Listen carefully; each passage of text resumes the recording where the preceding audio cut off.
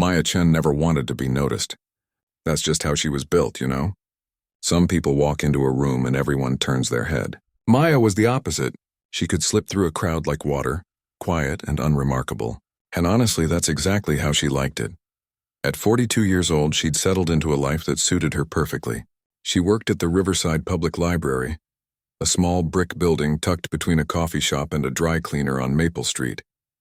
The library smelled like old paper and floor polish, and Maya loved every inch of it. She spent her days organizing books, helping elderly folks figure out the computer system, and reading to children on Tuesday afternoons. Simple work, peaceful work. Nobody at the library knew much about Maya's past. She'd shown up in town 5 years ago, applied for the job, and started working. She never talked about where she came from or why she'd moved. When coworkers invited her to lunch, she'd politely decline with a soft smile. At the Christmas party, she'd show up for exactly 1 hour, eat a cookie, and slip out before the gift exchange. Some people thought she was shy. Others figured she was just stuck up. But the truth was simpler than that. Maya had learned a long time ago that the less people knew about you, the fewer questions they could ask. She dressed in loose, comfortable clothes that had seen better days, faded cardigans, worn jeans, sneakers with scuffed toes.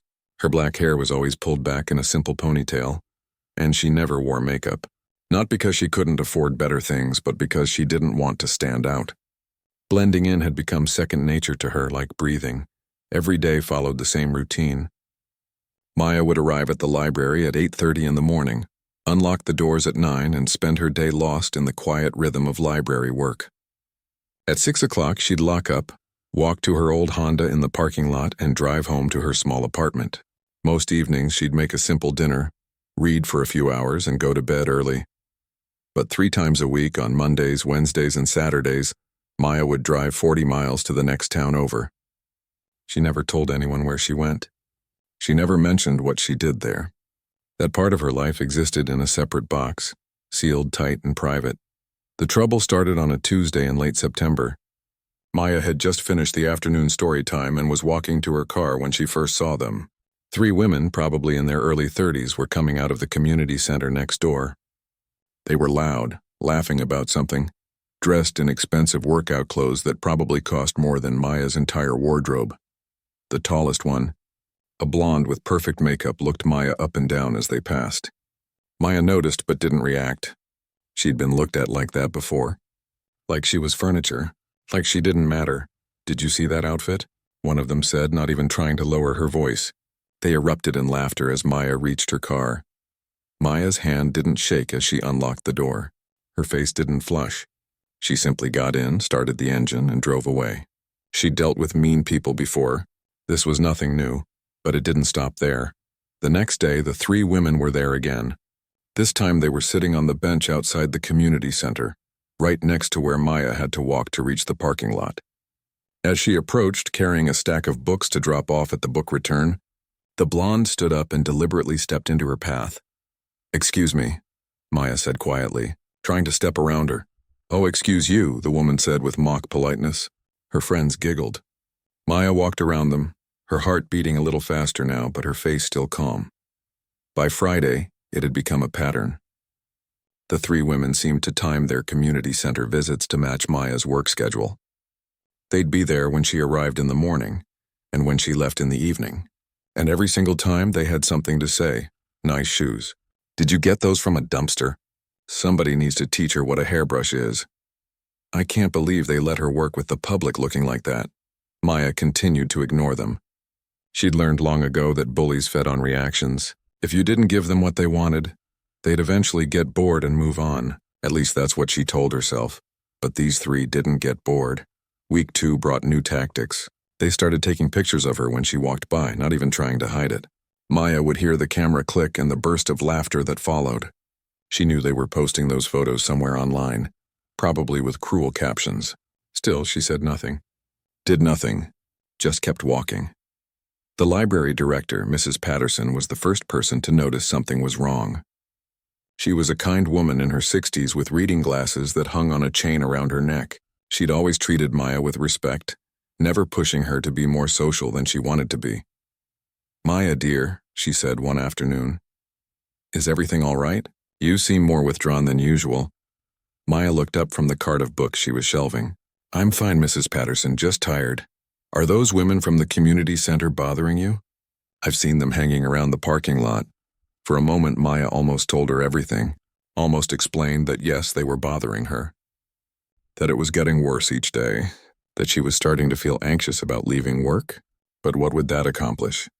Mrs. Patterson couldn't do anything about people harassing her in a public parking lot. It would just create drama and draw attention. Exactly what Maya spent her whole life trying to avoid. No, they're harmless, Maya said with a gentle smile. Just some people taking fitness classes next door. Mrs. Patterson didn't look convinced, but she didn't push. Well, if you ever need anything, you know where to find me. That night, Maya sat in her apartment with a cup of tea, staring at nothing in particular. Her life had been so peaceful, so simple. Why did these women care so much about someone they didn't even know? What had she done to deserve their attention? She walked to her bedroom closet and pushed aside the winter coats hanging in front. Behind them, carefully stored in a garment bag, hung something she hadn't looked at in months. A black belt. The fabric was worn soft from years of use, the ends frayed slightly. Her name was embroidered on it in small white letters. Maya ran her fingers over the belt, remembering the 15 years it had taken to earn it. The early morning training sessions, the competitions, the broken bones and bruised ribs, the meditation, the discipline, the philosophy that had been drilled into her head over and over again. Martial arts was not about fighting. It was about self-control, about protecting yourself and others, about using force only when every other option had been exhausted. Her sensei, Master Kim, had been very clear on that point. Your skills are a last resort, he'd told her at her black belt ceremony. The strongest person in the room is the one who never has to prove it. Maya had lived by that principle. When she'd moved to this town 5 years ago, she'd deliberately chosen a dojo far away where nobody knew her. She trained in private, never mentioned it to anyone, never let it become part of her identity here, because being known as the karate lady was still being known, still being noticed. She let the garment bag fall closed and went back to the living room. Those 3 women would get bored eventually. They had to. People always did. But deep down, in a place she didn't want to examine too closely, Maya was starting to wonder if she was wrong about that. And she was starting to wonder what she would do if they didn't stop. She sipped her tea and pushed the thought away. Tomorrow was Wednesday, training day. She'd go to the dojo, work out her frustration on the heavy bag, and come back centered and calm. Everything would be fine, it had to be. The harassment didn't get better. It got worse. By the 3rd week, the 3 women had learned Maya's schedule down to the minute. They knew exactly when she arrived, when she took her lunch break, and when she left for the day. And they made sure to be there for all of it. The blonde's name was Veronica. Maya had overheard the others calling her that. She seemed to be the ringleader, the one who came up with new ways to make Maya's life miserable. The other 2 followed her lead like puppies. One was a redhead named Brittany who laughed at everything Veronica said, even when it wasn't funny. The third was a shorter woman with dark hair called Ashley, who usually held the phone, recording everything. It started small. They'd be in Maya's way when she tried to get to her car. She'd have to walk around them while they pretended not to notice, then burst out laughing once she passed. Or they'd be sitting on the hood of her Honda, forcing her to ask them to move. They'd take their time getting up, making a big show of it. "Oh, sorry, didn't see you there," Veronica would say with fake sweetness. "You're just so easy to miss." Maya kept her face neutral, kept walking, kept breathing. This would pass. Everything passed eventually, but then things escalated. One morning, Maya came out to find her windshield covered in sticky notes. Dozens of them. Each one had a different insult written in pink marker. Ugly. Pathetic. Nobody likes you. Get a makeover. Maya peeled them off one by one, her hands steady even though her chest felt tight. The 3 women watched from across the parking lot, recording the whole thing on their phones. The next day, someone had poured coffee on her driver's seat. The day after that, her antenna was bent at an odd angle. Then her tire was mysteriously flat. Not slashed, just flat. Nothing she could prove was deliberate. Nothing she could report to the police. Inside the library, Maya's concentration started slipping. She'd catch herself staring out the window, watching for them. Her stomach would twist into knots an hour before her shift ended. Mrs. Patterson noticed the dark circles under her eyes, but stopped asking if everything was okay. Maya's "I'm fine" had become less and less convincing. The worst part was that it didn't stay in the parking lot anymore. One afternoon, Maya was at the grocery store after work, just trying to buy food for the week. She was in the produce section, examining tomatoes, when she heard that familiar laugh. Her whole body tensed. She looked up to see all three women at the end of the aisle, pointing at her and whispering to each other, loud enough for her to hear, quiet enough to seem like they weren't trying to be heard. "Is that the library lady? Oh my God, it is. Does she ever change clothes? Probably can't afford to on a librarian salary." More laughter. Maya put down the tomato she was holding, left her cart right there in the middle of the store and walked out. She didn't buy groceries that day. She went home and ate crackers and peanut butter for dinner. After that, she started seeing them everywhere. At the bank, at the post office, outside the coffee shop. At first, Maya thought it was coincidence. The town wasn't that big. You ran into people. But then she realized they were following her. Actually following her. They'd see her car, recognize it, and decide to make her day a little worse. It became a game for them. A source of entertainment. Maya started changing her routine. She'd leave work at different times, take different routes home, shop at different stores, but somehow they still found her. And when they did, out came the phones. More pictures. More videos. More laughter. At work, Maya became a ghost. She barely spoke unless someone asked her a direct question. During story time, she still read to the children with warmth and enthusiasm, because kids didn't deserve to be around her darkness. But the moment the last child left, her face would fall back into that careful, neutral mask. One of her co-workers, a young man named Kevin who worked part-time while going to college, finally said something. "Hey Maya, are you okay?" Like really okay? They were in the back room, processing returned books. Maya kept scanning barcodes without looking up. "I'm fine, Kevin, thank you for asking. It's just you seem really stressed lately. And I saw those women yesterday. They were taking pictures of you through the window. That's creepy, right? Shouldn't we call someone?" Maya's hand paused over the scanner. She looked at Kevin, this sweet 20-year-old kid who still believed the world was fair and that problems could be solved by calling the right authority figure. "It's nothing," she said quietly. "They're harmless. Just bored people with too much time on their hands. But Maya..." "Kevin, please. I appreciate your concern, but I'm handling it." She wasn't handling it. She was enduring it. There was a difference. That night, Maya drove the 40 miles to her dojo. She'd been going to Master Kim's school for 12 years now, ever since she'd moved to the state. The building was old and plain, tucked in an industrial area where nobody asked questions. Inside, the floors were worn wood and the walls were covered with faded tournament posters. It smelled like sweat and floor wax and history. Master Kim was in his 70s now, still strong and sharp as ever. He took one look at Maya's face when she walked in and knew something was wrong. "Your mind is cluttered tonight," he said in his quiet way. "I can see it from across the room." Maya bowed respectfully. "I'm sorry, Master. I'll focus. Before focus comes honesty." "What troubles you?" She hesitated. Master Kim had always told his students that martial arts training was as much about the mind as the body, that you couldn't separate the two. So Maya told him, not everything but enough, about the three women, the harassment, the photos. The following, Master Kim listened without interrupting. When she finished, he was quiet for a long moment. "And what have you done about this?" he asked. "Nothing. I ignore them. Like you taught us. Walk away from conflict when possible." "Yes, walk away from conflict. But Maya, walking away implies you are moving in a different direction. From what you tell me, you are standing still while they circle you like wolves." Maya felt something crack inside her chest. He was right. She wasn't walking away. She was just taking it. "What should I do?" she asked, hating how small her voice sounded. "That is not for me to decide, but I will tell you what I have told you many times before. Your training is not just for the mat. It is for your life. Confidence, boundaries, presence. These are not things you put on and take off like a uniform. Either you have them, or you do not."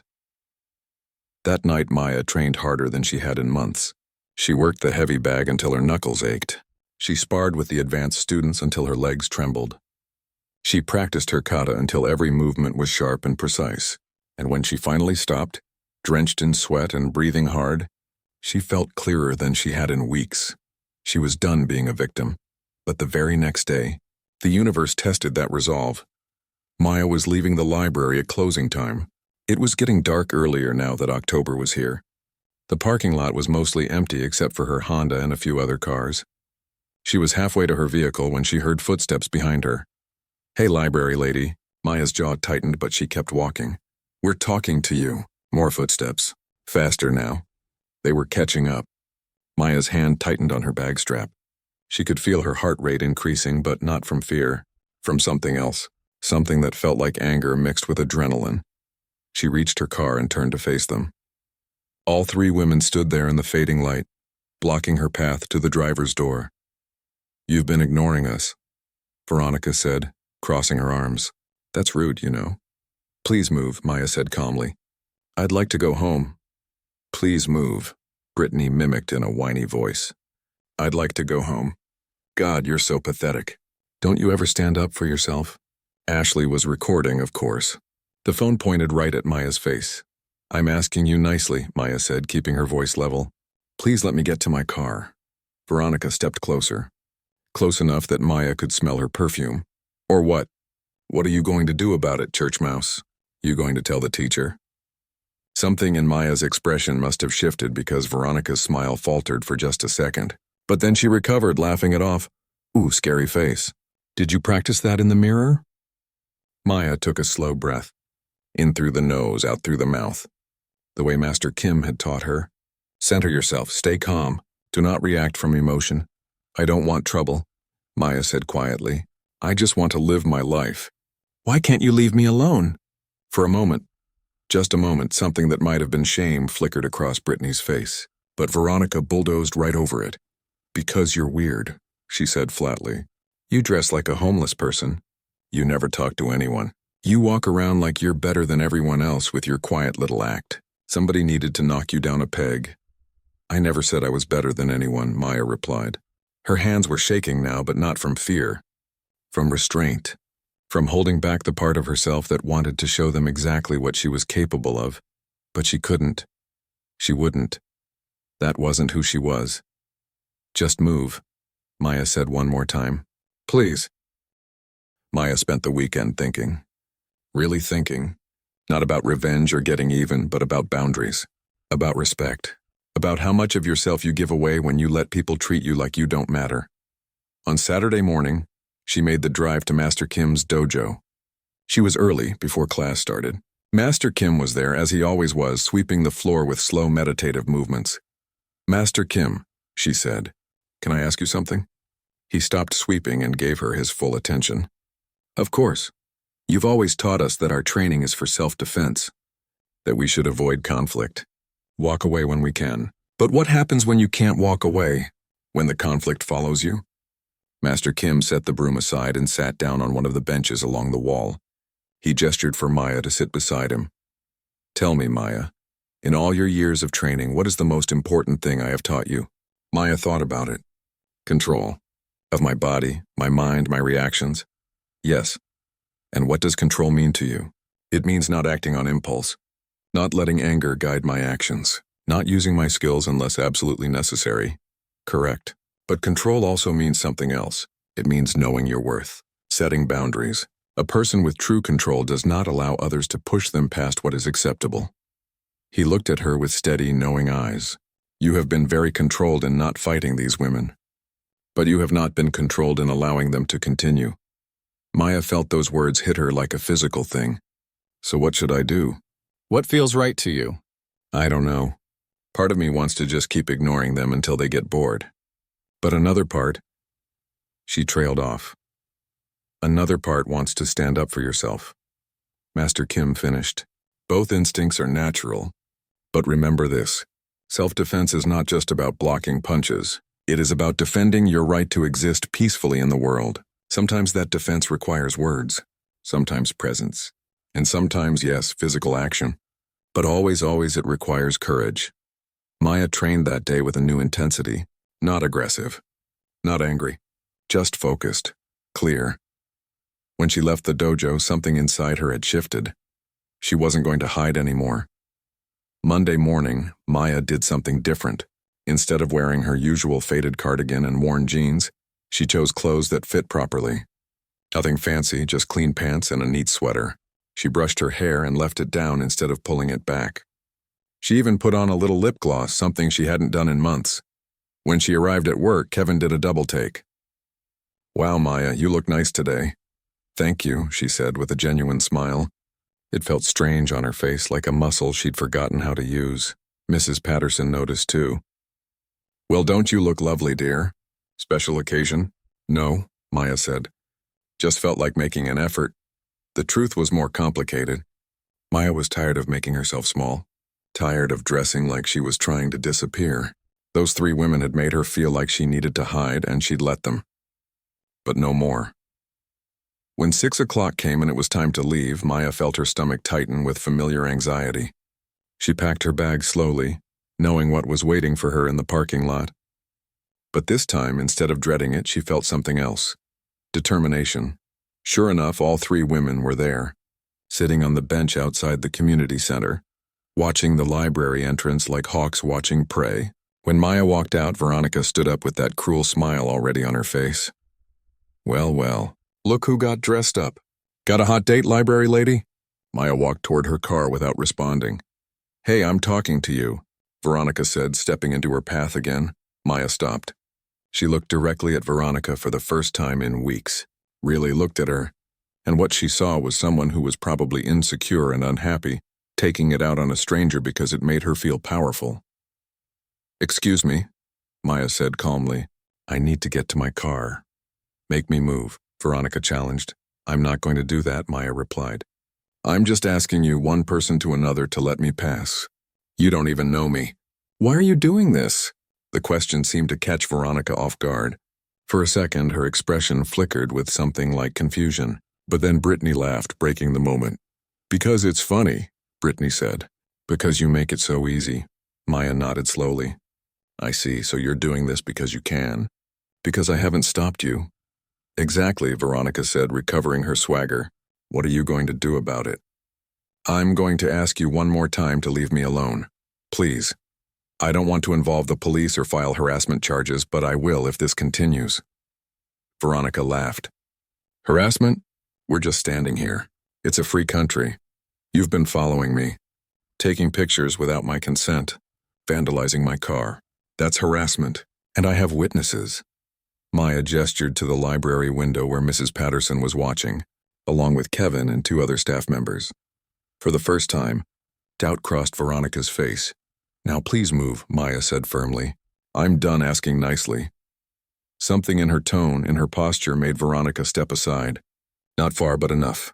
Maya walked to her car, got in, and drove away. Her hands were shaking on the steering wheel, but she'd done it. She'd stood up for herself with words, with presence, exactly like Master Kim had said. But she knew this wasn't over. The next 2 weeks were tense. The women still showed up, but they kept their distance. More glaring, less direct confrontation. Maya started documenting everything. Times, dates, what they said or did. She told Mrs. Patterson the full story, who immediately offered to call the police. But Maya wanted to wait. To see if her boundary setting had worked. It hadn't. The women were just regrouping, planning something bigger. It came on a Friday evening. Maya was loading books into her car, boxes of donations that needed to go to the community center next door, ironically. She'd made 3 trips and had 1 more box to get when she heard car doors slam.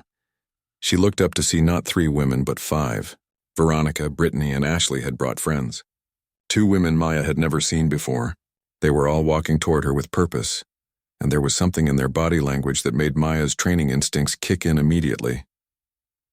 This was different. This was dangerous. "We need to talk," Veronica said, but her tone wasn't playful anymore. It was aggressive. They'd been drinking. Maya could smell alcohol even from several feet away. "I don't think there's anything to talk about," Maya said calmly, though her heart was racing. She positioned herself near her car door, calculating distances, exits, options. "Oh, we think there is," Brittany said. She was holding her phone up, recording again. "You've been telling people we're harassing you. That's slander. You could get us in trouble. You are harassing me." Maya said simply, and it needs to stop. All of you need to leave me alone. Or what? Veronica moved closer. The other four fanned out, encircling Maya. This was tactical. They'd planned this. Maya's training kicked into high gear. She assessed each person. Their stance, their positioning, their body language. Veronica was the most aggressive, probably the most dangerous. Brittany was drunk and unsteady. Ashley was nervous, hanging back. The two new women looked uncertain, like they weren't sure what they'd signed up for.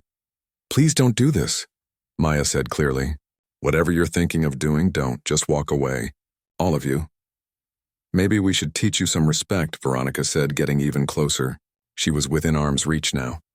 Teach you not to run your mouth about people. Maya's body was calm, even though adrenaline flooded her system. 15 years of training had taught her how to stay centered in chaos. She spoke clearly, making sure Ashley's phone caught every word. I'm asking you to leave. I don't want to fight. I just want to go home, please. Veronica smiled. It wasn't a nice smile. Too late for please. She pushed Maya. Not hard, just a testing push. Seeing what Maya would do, Maya didn't react. Didn't push back. Just stood her ground. Last chance, Maya said quietly. Walk away. Veronica laughed and looked back at her friends. Did you hear that? She's giving us a last chance. What a joke. Then Veronica turned back to Maya and swung. A wild, wide punch aimed right at Maya's face, and everything changed. Maya's body moved before her mind fully registered it. 15 years of muscle memory took over. She slipped the punch easily, stepping to the side so Veronica's fist hit only air. In the same motion, Maya's hand came up in a controlled block, redirecting Veronica's arm. Veronica stumbled off balance from her own momentum. She tried again, throwing another punch. This time, Maya didn't just dodge. She caught Veronica's wrist, stepped in close, and used a basic Aikido technique to guide Veronica's own force against her. A quick turn, a pressure point on the wrist, and Veronica was on her knees, gasping. It had taken maybe 2 seconds. Brittany screamed something and lunged at Maya. Maya released. Maya didn't sleep that night. She sat on her couch, replaying everything in her mind. Had she done the right thing? Had she used too much force? Not enough? The questions circled like vultures. Around midnight, her phone buzzed. It was Master Kim. She stared at the screen, surprised. He never called this late. Hello? Maya, I heard what happened. Are you all right? Word traveled fast, apparently. How did you know? The video is online. One of my students saw it and called me. I wanted to check on you. Maya's stomach dropped. The video? Yes, the one the woman was recording. It shows everything. The whole confrontation. Maya closed her eyes. Of course, Ashley had been filming. And now it was out there for everyone to see. Did I do something wrong? Maya asked quietly. Was I too aggressive? Should I have done something different? Maya, listen to me carefully. You gave them multiple warnings. You tried to leave. You used minimal force. You defended yourself legally and morally. Anyone who watches that video will see that clearly. But I hurt them. You stopped them from hurting you. There is a difference. You did not strike in anger. You did not continue after the threat ended. You acted exactly as you were trained to act. He paused. How do you feel? Maya thought about it. Shaky, worried, but also relieved. Like something that's been building for weeks finally broke. That is normal. You have been carrying stress for a long time, now rest. Tomorrow will bring what it brings. After they hung up, Maya forced herself to look for the video. It wasn't hard to find. Someone had posted it to several local social media groups. The caption read, "Woman defends herself against bullies." Maya watched with her heart in her throat. The video showed everything. The 5 women surrounding her. Maya asking them to leave over and over. Veronica pushing her. Then the punch. And then Maya's response, which looked even faster on video than it had felt in real life. The comments section was exploding. Hundreds of comments, and they were still coming in. Good for her. Those women got what they deserved. This is incredibly satisfying to watch. I know that librarian. She's always so quiet. I had no idea she could do that. Anyone know if those bullies are facing charges?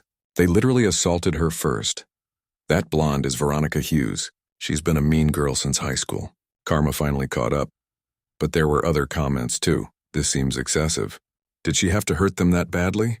She could have just walked away. She's probably going to get sued for assault. Maya closed the app. She couldn't read anymore. She crawled into bed and stared at the ceiling until morning light crept through the windows. Saturday morning, Maya's phone started ringing. Her mother, her aunt, a cousin she hadn't talked to in 5 years. Everyone had seen the video. Everyone wanted to know if she was okay. Why she'd never told them she knew karate. Was she in trouble? Did she need a lawyer? Maya turned off her phone. She drove to the dojo even though she wasn't sure she wanted to train. But Master Kim was there, and just seeing him made her feel steadier. The video has over 50,000 views now, he told her. It's spreading beyond just local groups. Maya felt sick. This is a nightmare. I never wanted attention. That's the whole reason I kept my training private. I know, but perhaps this happened for a reason.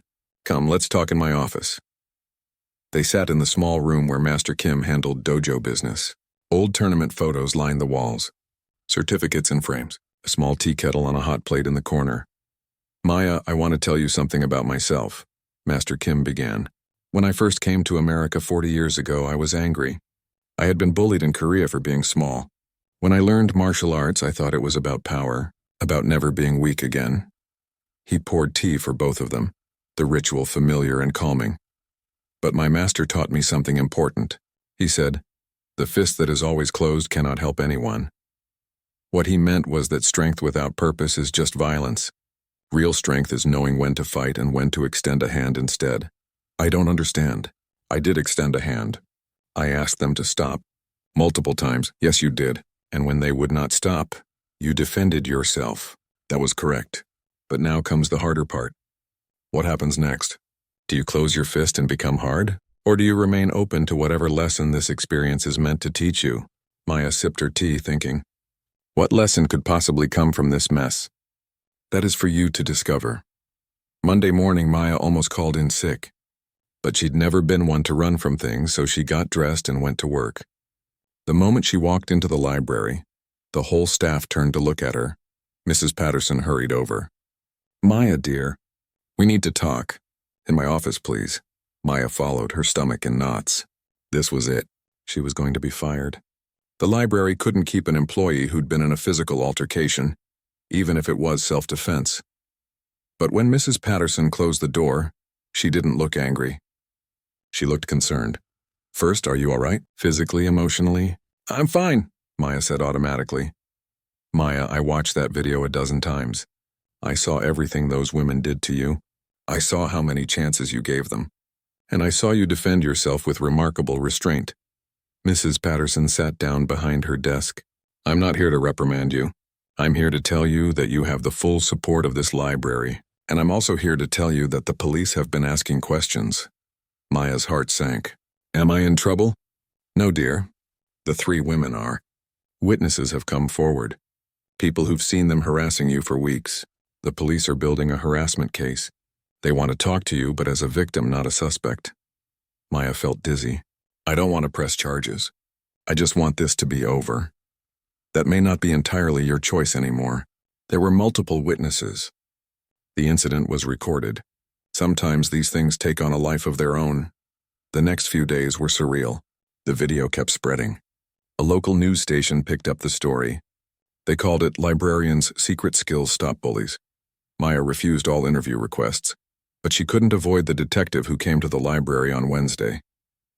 Detective Chen was a middle-aged woman with kind eyes and a no-nonsense attitude. Ms. Chen, I need to get your statement about what happened Friday night.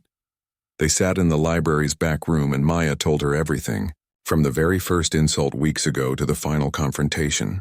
The detective took notes and recorded it all. You know, Detective Chen said when Maya finished, we've had complaints about those 3 women before.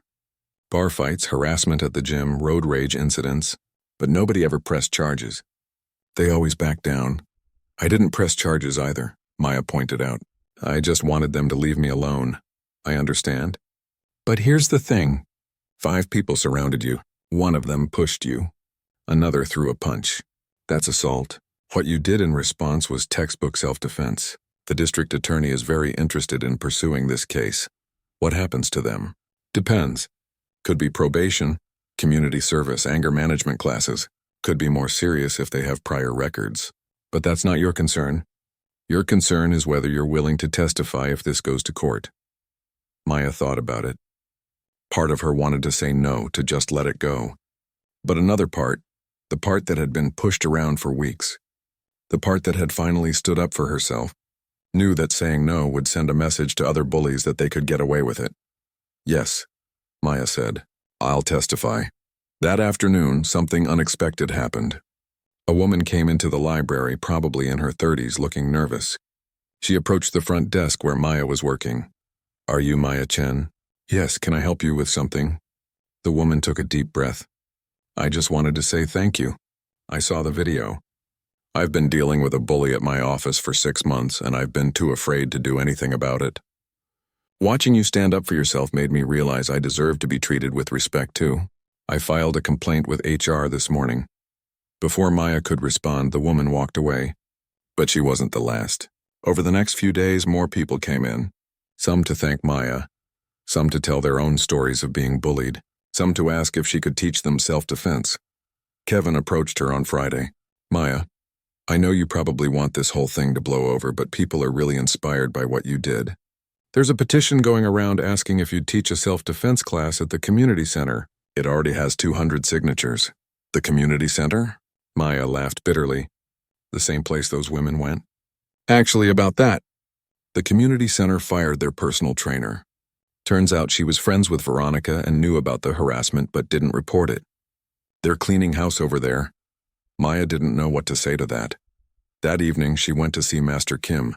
He was teaching a kids' class and Maya watched from the doorway. These children, some as young as 6, were learning discipline and respect and self-control. They were learning that strength wasn't about hurting people. It was about protecting yourself and others. After class, Master Kim came over. You're thinking about teaching. How did you know? Because I know you, Maya. You've spent 5 years hiding your skills. Now the world knows and you're wondering what to do with that knowledge. The community center offered Maya their largest meeting room for free. The manager, a tired-looking man named Robert, apologized profusely for what had happened in their parking lot. We should have paid more attention, he said. Those women had been causing problems for months and we just looked the other way. That's on us. Maya set up her first class for a Thursday evening, 2 weeks after the incident. She expected maybe 15 people to show up. She'd prepared a basic curriculum, awareness, body language, verbal de-escalation, simple defensive techniques. When Thursday arrived, Maya got to the community center an hour early to set up. She was arranging chairs when Robert poked his head in. Maya, you might want to see this. She followed him to the lobby and stopped dead. There was a line, an actual line of people stretching out the door and down the sidewalk. At least 60 people, maybe more. They started showing up half an hour ago, Robert said. I think you're going to need a bigger room. They ended up using the gymnasium. 73 people attended that first class. Men, women, weapon before you ever need to use your hands. And if someone does attack you, how to protect yourself with the minimum force necessary. Master Kim had come to help, along with 3 senior students from his dojo. They broke the group into smaller sections. For the first hour, they didn't practice any physical techniques at all. They talked about awareness, about trusting your instincts, about the power of a firm voice and confident posture. Most bullies are looking for easy victims, Maya explained. They want someone who won't fight back. Sometimes all it takes to stop them is showing that you will.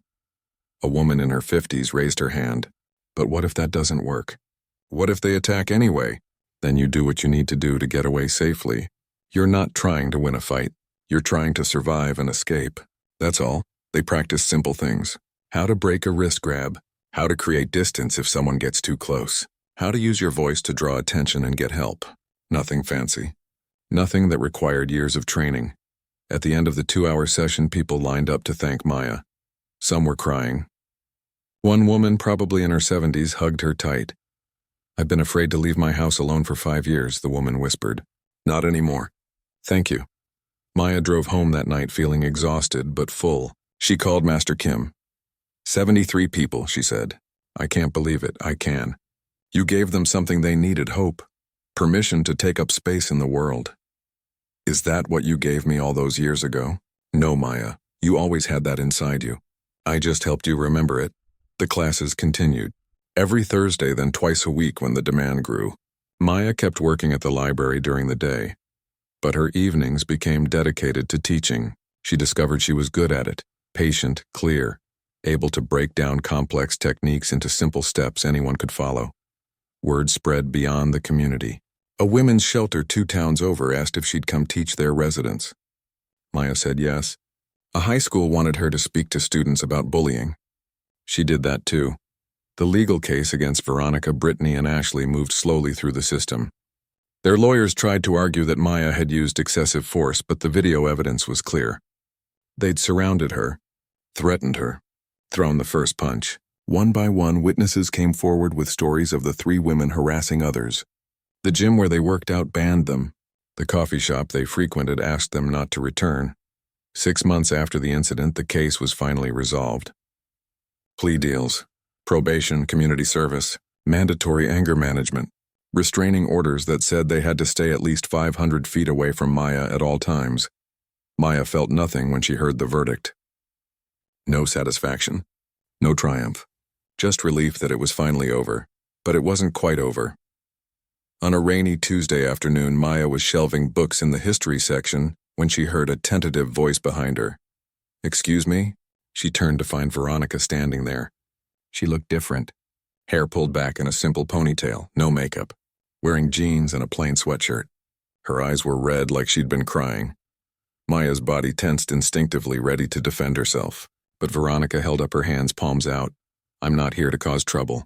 I know I'm not supposed to be near you, but I had to come. I'll leave right after. I just needed to say something." Maya waited silent. "I'm sorry." Veronica's voice cracked. "I'm so sorry for everything. There's no excuse for what I did. What we did. I've been in therapy trying to figure out why I was so angry at someone I didn't even know. And the truth is, I was miserable. My marriage was falling apart. I hated my job.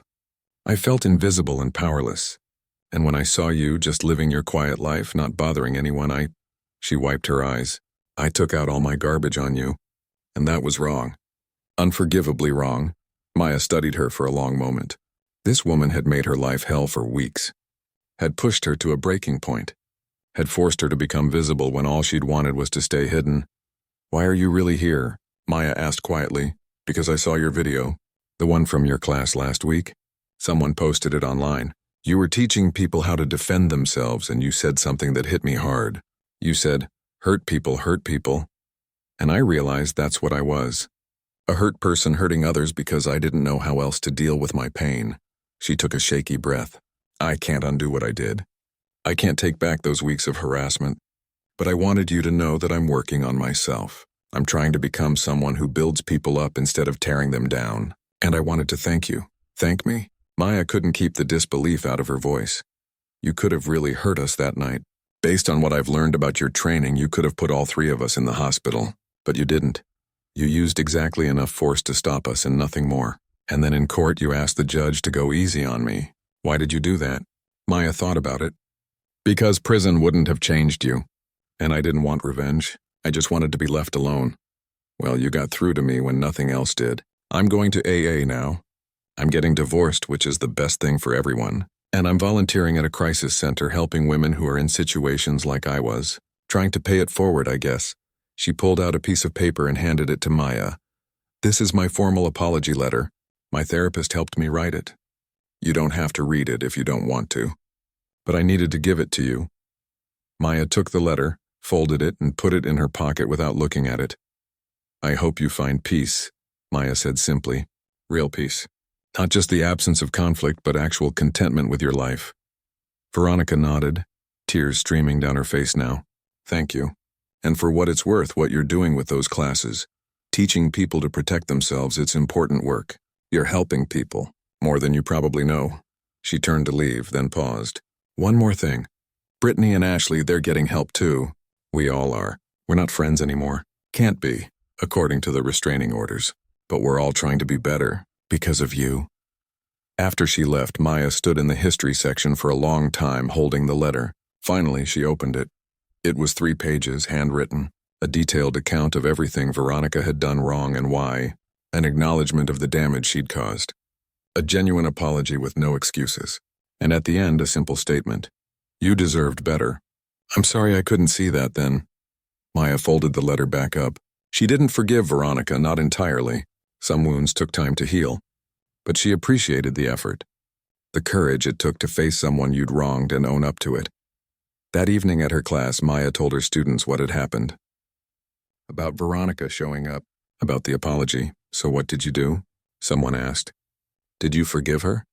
I'm working on it, Maya said honestly. Forgiveness isn't a switch you flip. It's a process.